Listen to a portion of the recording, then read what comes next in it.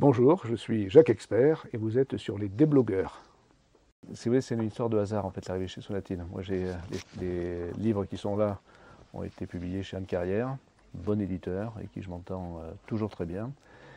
Et en fait, Sonatine, c'est l'histoire d'une rencontre entre une envie que j'avais d'être publié par Sonatine, mais comme il ne publiait que des auteurs étrangers, je pensais que la porte était fermée pour les Français. J'en ai parlé à une amie qui m'a mis en contact avec eux et c'est comme ça que les choses se sont faites en fait très naturellement. J'ai présenté le livre, enfin le livre que j'avais écrit, celui-là, donc ça leur a plu et c'est comme ça que les choses se sont mises en route. Assez naturellement par une envie, je ne sais pas si elle est réciproque, mais en tout cas une envie de ma part d'aller travailler chez pour moi le meilleur éditeur de polar en France. J'ai regardé quelques blogs où ils disaient après les Sopranos ils ont pris Navarro, donc ça fait toujours plaisir. C'est pas mal, ouais. C'est un bon Donc, gage, quoi. donc ça vous met Ça met un la peu de pression, pression pour dire il ne faut pas rater son truc, parce que Non. sinon on va se faire défoncer. Et en fait, après, objectivement, enfin moi qui, vous aimez le vin vous aussi, mais Sonatine c'est un peu de la Romanée Conti du vin, c'est-à-dire c'est un petit cépage, mais où l'un des meilleurs vins français sort. Donc je ne dis pas que mon livre est un des meilleurs romans, mais en tout cas d'y être, c'est pour moi important. Parce que déjà, je pense qu'il y a une vraie appétence des lecteurs sur cette collection-là, sur un titre que Sonatine. Il y a une appétence des libraires aussi. Quand on a avec un livre Sonatine, il ne passe pas totalement inaperçu, je pense. Après, il faut que derrière, le livre tienne la route. C'est ce à quoi on s'est appliqué avec celui-là. Moi, j'avais la pression en tant qu'auteur sur le fait de sortir chez eux. Et donc, on a vraiment beaucoup travaillé ce livre. Ça a été parfois musclé, mais il en sort un résultat dont on peut être fier. Moi j'en suis fier et eux je pense aussi. Donc voilà, le résultat est là, mais parce qu'on voulait aussi être au niveau de l'attente.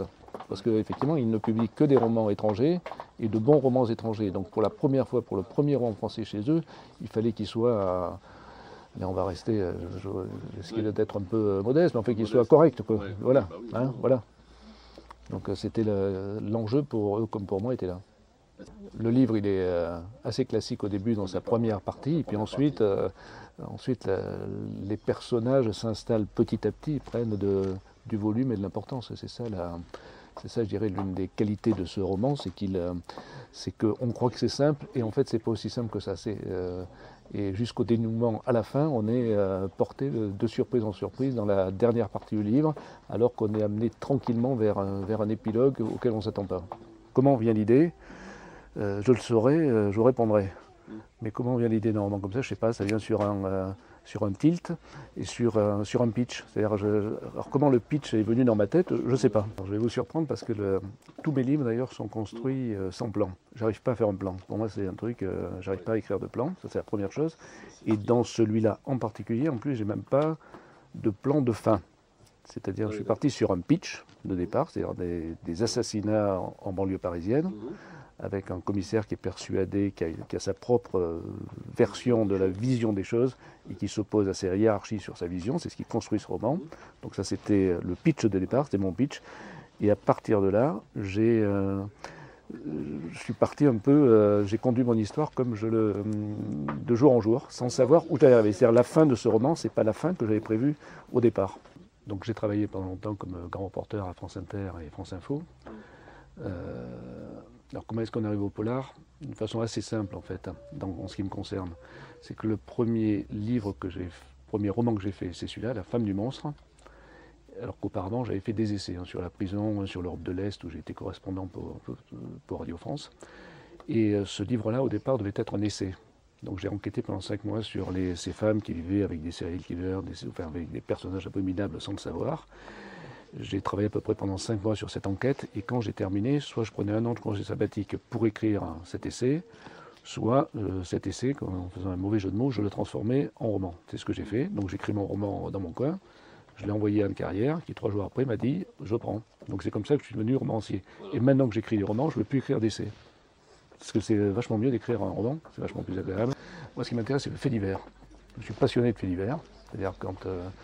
si j'ouvre le Parisien, si j'ai une page à choisir, j'aime bien le sport, je regarde le match de rugby, mais je regarde d'abord les faits divers, parce qu'il y a toujours des histoires qui sont incroyables. Et en plus, comme reporter, j'ai couvert des faits divers, comme l'affaire Villemain, par exemple, c'était moi qui le suivais pour Inter à l'époque. Donc j'aime ça, si vous voulez. Donc mon univers s'inscrit là-dedans. Je trouve que c'est souvent quand on dit la réalité dépasse la fiction. Donc il y a des histoires incroyables qui chacune pourrait faire un roman. Après il faut l'écrire, mais il y a des histoires incroyables et c'est ça moi qui me plaît beaucoup plus qu'écrire une histoire d'amour ou des histoires intimes sur moi, etc. Ça m'intéresse pas tellement en fait. Ce que j'aime, c'est l'univers du fait divers, des relations entre les gens, la noirceur des gens m'intéresse. C'est ça qui est, je trouve intéressant. C'est-à-dire, je pense que personne n'est ni noir ni blanc. Et ce qui m'intéresse, c'est le côté, la description un peu métisse de ces gens qui ont, même vous qui me filmez en ce moment, vous avez l'air très gentil, formidable. Je suis sûr qu'il y a un petit peu de noirceur chez vous, j'en suis sûr. Quand on est reporter, quand on écrit, c'est le petit détail qui raconte une histoire. Donc c'est ça qui me... Je trouve que les petits détails sont extrêmement symptomatiques de la personnalité des gens. Ce que je trouve souvent intéressant, c'est que la vie, une vie ordinaire, habituelle, peut basculer et se retrouver dans un univers extraordinaire sans même qu'on l'ait cherché. Et ça peut arriver à n'importe qui, ça. Il n'y a pas des tueurs professionnels, des gens qui sont programmés quand ils naissent pour être tueurs, pour être dans un fait divers. Mais quand on rentre dans un fait divers, on change d'univers et sa vie n'est pas forcément magnifiée, mais est tellement changée qu'elle en devient presque extraordinaire. Et c'est ça qui est intéressant, c'est que parfois des destins très simples deviennent extraordinaires tout simplement parce qu'ils sont pris dans une histoire. Souvent dans les romans policiers, on est un peu la mayonnaise monte vachement bien, et puis après on est un peu, on se dit, il y a une fin souvent trop facile. Là, je trouve que dans un roman, et en l'occurrence celui-là en particulier, on a soigné la fin parce que c'est quand même ça qui reste d'un roman. Il reste une ambiance générale, mais ce qui reste, c'est quand même les 5 dernières pages. On se dit, oh, il s'est passé un truc, et là, on l'a vraiment soigné, la fin. Et ça, c'est important, je trouve, pour qu'on apprécie un roman sur la dernière impression qu'on a. Et si la fin est ratée, on se dit, c'était pas mal, sauf la fin. Tandis que là, objectivement, la fin est vraiment soignée. Quand on a commencé, on ne peut pas s'arrêter, je pense. Donc c'est... voilà, c'est un vrai plaisir. Donc j'y vais tranquillement, hein, mais j'ai commencé. Et pareil, je suis parti d'un pitch. Je ne sais pas où est-ce que ça va me conduire. C'est une histoire plus simple que celle-là, mais toujours avec des différents personnages et avec une vraie énigme là aussi. Et on a presque déjà trouvé le titre, ça va s'appeler Qui, avec un point d'interrogation. Ça, c'est un scoop. C'est le titre de travail. Ça, c'est un scoop. Merci.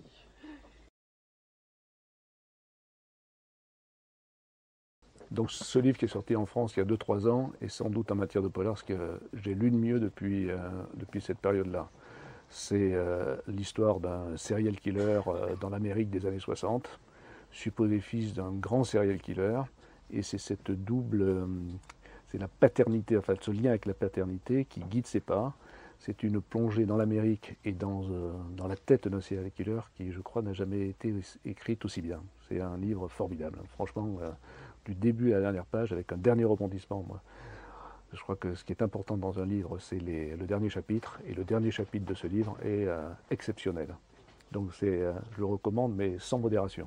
Pour moi, c'est un des meilleurs livres, un des meilleurs polars qui ait jamais été écrit.